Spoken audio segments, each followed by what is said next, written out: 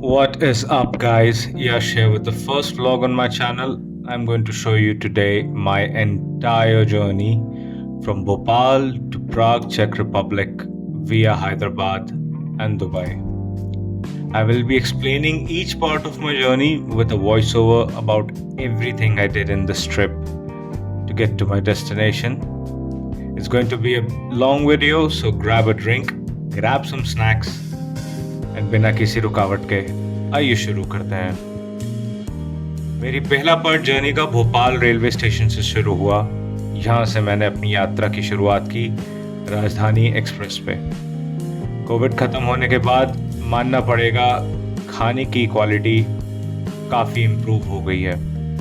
Weddings भी री introduce कर दी गई है, तो ये एक एडेड बोनस ही मान लीजिए। एंड थैंकफुली ट्रेन में कोई डिलेज भी नहीं थी। लगभग 2 बजे के आसपास मैं हैदराबाद पहुंचा और फिर मैंने अपने दोस्त के घर की ओर बढ़ना शुरू किया। मैंने कैब बुक की, अपना सारा सामान उसमें लादा और चल पड़ा मैं बंजारा हिल्स की ओर, जहाँ पे मेरे दोस्त का घर है। इस जर्नी में ट्रैफिक की वजह से काफ़ी मारामारी इधर उधर हुई और काफ़ी टाइम मेरा वेस्ट भी हुआ, पर लगभग 1.5 घंटे के बाद मैं अपने दोस्त के घर पहुंच चुका था। थोड़ा सा रिलैक्स होने के लिए, अपने पैरों को थोड़ा आराम देने के लिए और पुरानी बातें थोड़ी सी डिस्कस करने के लिए।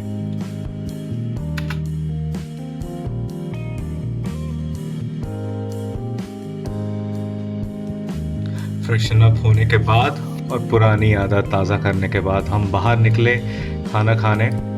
मैंने एक प्लेट बिरयानी खाई थी और एक प्लेट शावरमा खाया था, जिसके बाद मैंने वहाँ का एक फेमस मसाला सोडा ट्राई किया था, जो हैदराबाद में काफ़ी फेमस है। उस रेस्टोरेंट की लिंक मैं डिस्क्रिप्शन में ज़रूर दे दूँगा, आप भी जाके एक बार ट्राई कीजिएगा। Let me know how you think. And उसके बाद हम लोग वापस घर आए, म्यूज़िक सुना, थोड़ा सा चिल किया एंड थोड़ी बहुत गेमिंग भी की। फीफा खेला, फार्मूला 1 की 1-2 रेसेस खेली एंड उसके बाद वर्ल्ड कप के मैचेस देखे। फॉर्चुनेटली उस दिन पोर्चुगल का मैच चल रहा था, तो हमने काफ़ी इन्जॉय किया। अनफॉर्चुनेटली पोर्चुगल वर्ल्ड कप से बाहर हो गई, बट क्या करें, वेल दैट्स लाइफ। लगभग 1-2 दिन और आराम करने के बाद फिर मैंने हैदराबाद की फाइनल एक सैर करी, पुराने शहर गया और जो छोटे मोटे सामान मुझे ख़रीदने थे अपने फाइनल शॉपिंग के लिए, वो सब पूरे किए। हैदराबाद की फेमस चौक की आइसक्रीम मैंने ज़रूर ट्राई की एक बार, हालांकि वो मुझे इतनी कुछ खास नहीं लगी। इट्स जस्ट आइसक्रीम थोड़े से एडेड फ्रूट्स के साथ, बट ठीक है, काफ़ी लोगों ने उसको हाइप अप किया था, तो मैंने सोचा क्यों ना ट्राई किया जाए। उसके बाद मैंने अपने बैग्स फाइनल पैक किए और मैं अपनी फाइनल जर्नी जो एयरपोर्ट की तरफ थी उसके लिए रवाना हुआ। So one final look before we go towards our main flight. Let's go, baby!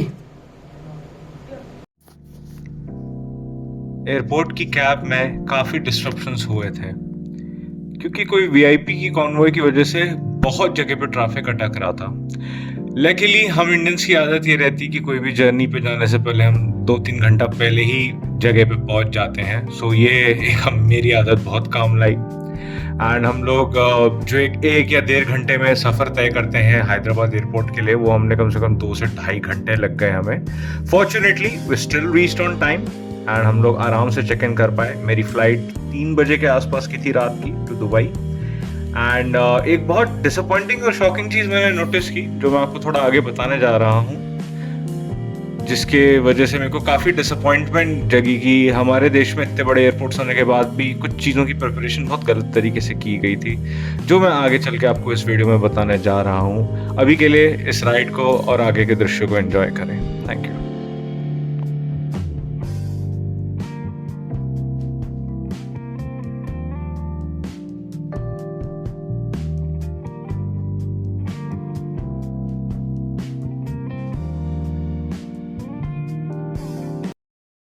Okay, so quick interruption.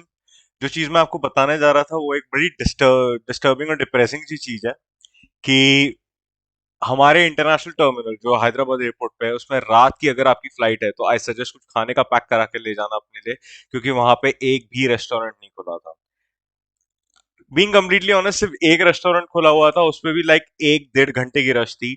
Duty free की सारी शॉप्स खुली हुई थी by the way, and there were some vending machines here and there, but यार vending machine में cold drink और chips के packet रहते हैं यार, कभी कभार आपको गर्मा गर्म खाने की आदत हो जाए या फिर इच्छा लगे तो तब आप क्या करोगे? सो या just a word of caution, anyone who is from Hyderabad airport और ये वीडियो देख रहे हैं, please guys seriously you need to work on this, कम से कम दो तीन और रेस्टोरेंट्स आपको खुले रखने चाहिए।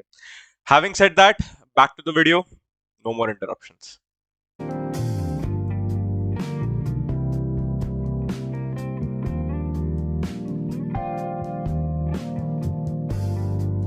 इस जर्नी के लिए मैंने फ्लाई दुबई एयरलाइंस का यूज़ किया था एंड दुबई में मेरा लेओवर लगभग 11 घंटे का था। फ्लाई दुबई बेसिकली एक बजट एयरलाइन है जिसमें खाना बुक करने से लेकर एक्स्ट्रा लेग रूम वाली सीट तक सब एक्स्ट्रा चार्जेबल रहता है। बट आई मस्ट से कि मेरा एक्सपीरियंस काफ़ी अच्छा, स्मूथ और कंफर्टेबल था। कुछ ही देर में हम दुबई की ओर उड़ना शुरू किए थे, तो अब मैं अपना मुंह थोड़ी देर के लिए बंद रखूँगा एंड आप लोगों को टेक ऑफ का लुत्फ़ उठाने दूँगा। Enjoy it.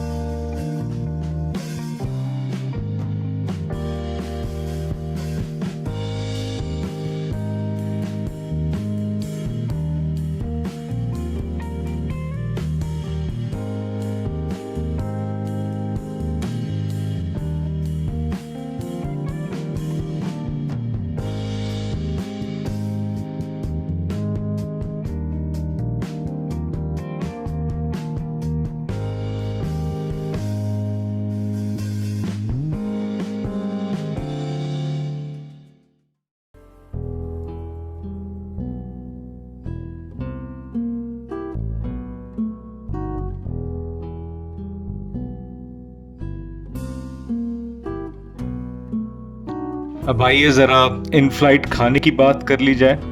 तो इस बार हमको खाने में दी गई थी बीन्स की सब्ज़ी, आलू का पराठा और बीटरूट कटलेट। पोर्शन साइज काफ़ी डिसेंट था एंड सरप्राइजिंगली खाना काफ़ी स्पाइसी और टेस्टी भी था। इसके साथ हमको दी गई थी सॉल्ट और पेपर के एक एक सैशे और एक 100 ml की पानी की बोतल जो लगभग सिर्फ गला गीला करने लायक ही थी। खाना I must say well cooked था, कोई भी चीज़ मुझे ऐसी नहीं लगी जो कच्ची थी या फीकी थी या बेसिकली गलत प्रोपोर्शन से या गलत स्टाइल से बनाई गई थी। एकदम इंडियन स्टाइल में उसको कुक किया गया था and it's basically a thumbs up from my side. In flight entertainment इस फ्लाइट पे तो फ्री था, sorry, but medium to long distance flights पे चार्जेबल रहता है। जैसे मेरी जो अगली फ्लाइट थी दुबई टू प्राग की, उस पे हर मूवी या टीवी शो पे सेपरेट चार्जेस थे। इस सेक्शन में मैंने अपना ज़्यादा मूवीज़ या फिर कुछ गेम्स पे ध्यान नहीं दिया। मैंने बेसिकली बस मेनू थोड़ा सा चेक किया कि क्या अवेलेबल है। हर चीज़ की प्राइस दिरहम्स में थी एंड आप चाहे तो इस एंटरटेनमेंट सिस्टम पे अपने ब्लूटूथ हेडसेट या ईयरफोन से कनेक्ट कर सकते थे, और अगर आपके पास वो नहीं है तो आप एयर होस्टेसेस से मांग सकते थे एक्स्ट्रा, जो एक सेट कीमत पे आपको दिए जाते थे। फॉर्चुनेटली इस फ्लाइट के लिए लगभग सब कुछ ही फ्री था। मीडियम टू लॉन्ग डिस्टेंसेस पे डेफिनेटली आपको चार्ज किया जाएगा, या अगर आप उसको अवॉइड करना चाहते हैं तो आप शायद से फ्लाई दुबई के ऑफिशियल वेबसाइट पे भी ये सब ऑप्शन सेलेक्ट कर सकते हैं। इसके साथ और भी चीज़ें सर्विसेज प्रोवाइड करी दी गई थी, बट मैंने उन सब चीज़ों का यूज़ नहीं किया क्योंकि बेसिकली कोई मतलब नहीं बनता एक 3 घंटे की फ़्लाइट का। सो या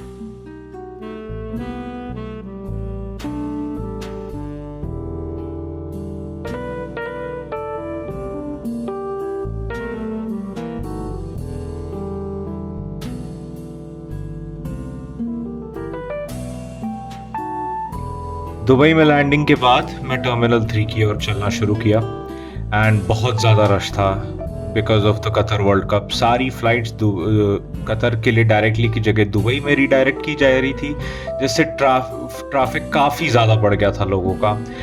एंड इवन दो बहुत ज़्यादा रश होने के बाद भी मैं लगभग 1.5 घंटे के बाद अपने ट्रांजिट हब में बैठ के लाउंज की ओर चलना शुरू किया, जो कि टर्मिनल 3 में था। एंड लगभग 7:30-8 बजे के आसपास मैंने लाउंज में चेक इन कर लिया था।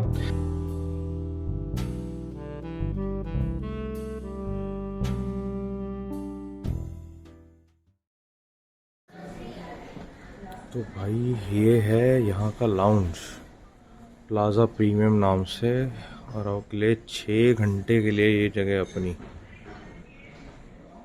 आई विश यहाँ पे बेड्स होते हैं, that would have been better, but ठीक है, कोई दिक्कत नहीं। एंड ठीक है, अब आराम करेंगे थोड़ी देर। लाउंज में नाश्ता और एक्सप्रेसो के बाद, जिसके मैंने कम से कम 2 कप गटकाए थे, मैंने सोचा आज तो नींद नसीब होगी नहीं, तो क्यों ना ज़रा बार के भी दर्शन कर लिए जाएं, और थोड़ी जो कॉम्प्लीमेंट्री ड्रिंक्स सारे लाउंज मेंबर्स को ऑफर करी जा रही थी उसका लुत्फ उठाया जाए। मेरी बारटेंडर फिलीपींस से थी, एन एक्सट्रीमली स्मार्ट और एक नॉलेजेबल इंसान थी। उसको एक ड्रिंक के कई वेरिएशंस आते थे एंड उस ड्रिंक के बारे में नॉलेज, उसकी हिस्ट्री के बारे में भी उसको काफ़ी चीज़ें पता रहती थी। She was a very good conversationalist और मुझे बहुत मज़ा आया उससे बात करके। अगर आप कभी दुबई जाते हैं तो प्लाजा प्रीमियम लाउंज को चेकआउट करना मत भूलिएगा।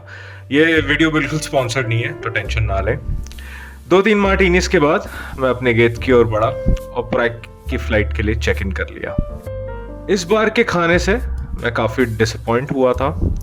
इस बार के खाने में ना ही कुछ दम था, ना ही कोई प्रपोर्शंस ढंग के दिए गए थे, बट मैंने कहा खैर छोड़ो, क्या करें, फ्री मील है, एंजॉय कर लिया जाए। इस बार के खाने में मेरे को चिकन नूडल्स दिए गए थे, थोड़ी सी ब्रोकली और वेजिटेबल्स के साथ। उसका प्रोपोर्शन बहुत छोटा था एंड लगभग 1 घंटे के बाद मुझे फिर से भूख लगने लगी। एंड नूडल्स भी काफ़ी हल्के थे एंड ऑल इन ऑल मैं यही कहना चाहूँगा कि एक काफ़ी डिसअपॉइंटिंग मील थी, जो मुझे बिल्कुल अच्छी नहीं लगी। सो थम्स डाउन। हेवी स्नोफॉल में हुई हमारी लैंडिंग प्राग में, और होटल में चेक इन करने के बाद मैंने फाइनली अपनी पूरी जर्नी को यहीं समाप्त किया। So basically I have checked in to my room, here we are, and as you can see it's a very normal room, a very narrow one in fact, and yeah, we'll be staying here for the next 2 days. Wait, let me show you how the bathroom is. That's the real shocking part. Like it's like in this closet right here, you open it up and boom. Weird, I know, but that's how they do things here, I guess. Okay, and this is the shower basically, and the room to freshen up. And pretty decent considering, but extremely expensive. Like this thing cost me what, 166 euros. So yeah, that was the end of the video. I know audio quality थोड़ी सी इधर उधर रही है because I'm basically using this mic. मेरे को थोड़ा mic में invest करना पड़ेगा, बट आपको वीडियो कैसा लगा? This was my first time editing, making and uploading a video. So please अपने थॉट्स, अपने सजेशंस कमेंट सेक्शन में दीजिएगा। I would love to hear what you have to say. और भी कंटेंट डालता रहूंगा अभी मैं धीरे धीरे करके। I will try to be more regular, weekly biweekly basis पे मैं डालूंगा। So please subscribe to the channel, like the video. अगर आप अपने दोस्तों को दिखाना चाहते हैं तो जरूर शेयर करें। बेल आइकन दबाना मत भूलना, and I will see you guys in the next video. तब तक के लिए गुड बाय।